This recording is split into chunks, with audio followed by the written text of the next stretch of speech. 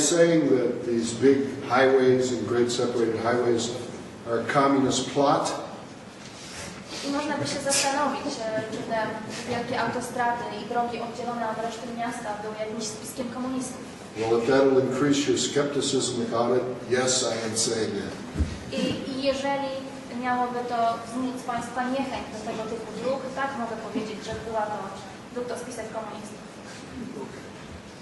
So, here is Detroit in 1946. Widzimy tutaj Detroit w roku 1946. It has trams, it has sidewalks packed with pedestrians.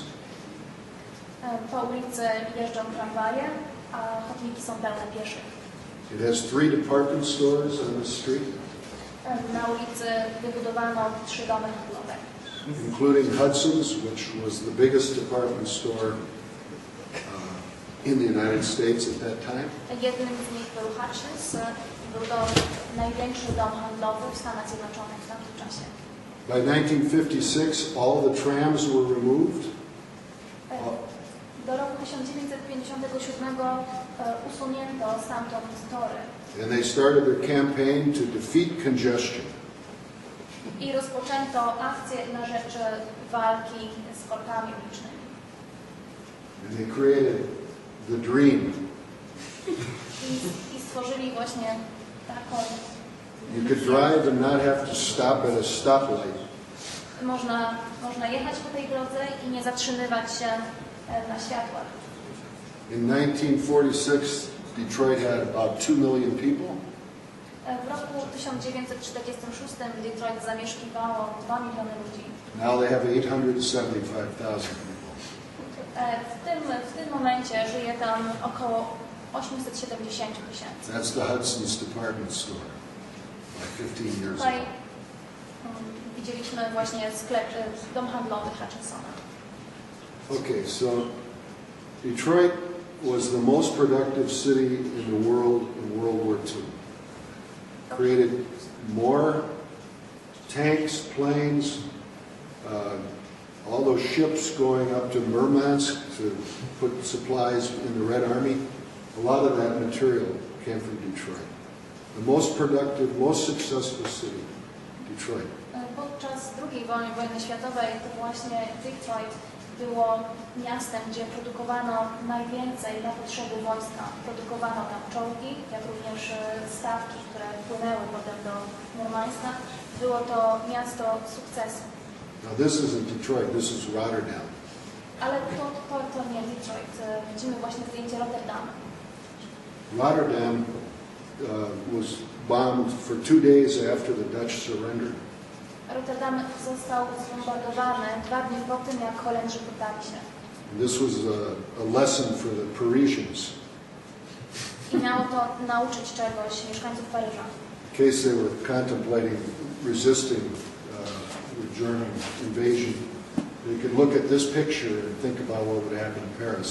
So that was good propaganda by the Germans, because the Parisians were definitely frightened by it. But Rotterdam is all built back today. Miało to pokazać Paryżanom, co mogłoby się stać z ich miastem, tak, gdyby Francuzi zastanawiali się nad walką z Niemcami. I Paryżanie, którzy kochają swoje miasto, wyciągnęli z tej lekcji wnioski. Ale dzisiaj Rotterdam jest odbudowany.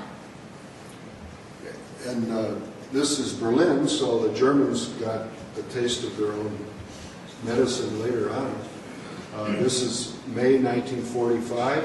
About 70% of the buildings were either destroyed or badly damaged enough, so they had to be removed. A tutaj już mamy zdjęcie z Berlina z roku 1945. Około 50% budynków w Berlinie zostało zniszczonych, a Niemcy dostali za swoje. But this is how Berlin looks today. This is Potsdamer Platz, where the wall went through. There was nothing there in 1989. And now it's all built up. It has the biggest train station in Europe under the street. A tutaj Berlin współczesny, Potsdamer Platz. miejsce, gdzie jeszcze niedawno przechodził mur berliński, zostało przebudowane. W tym momencie mieści się tam największy na świecie, przepraszam, największy w Europie dworzec kolejowy. And then Warsaw, at the end of the war, A tutaj zdjęcie wojennej Warszawy. the Soviet army paused to refresh themselves on the other side of the Wisła.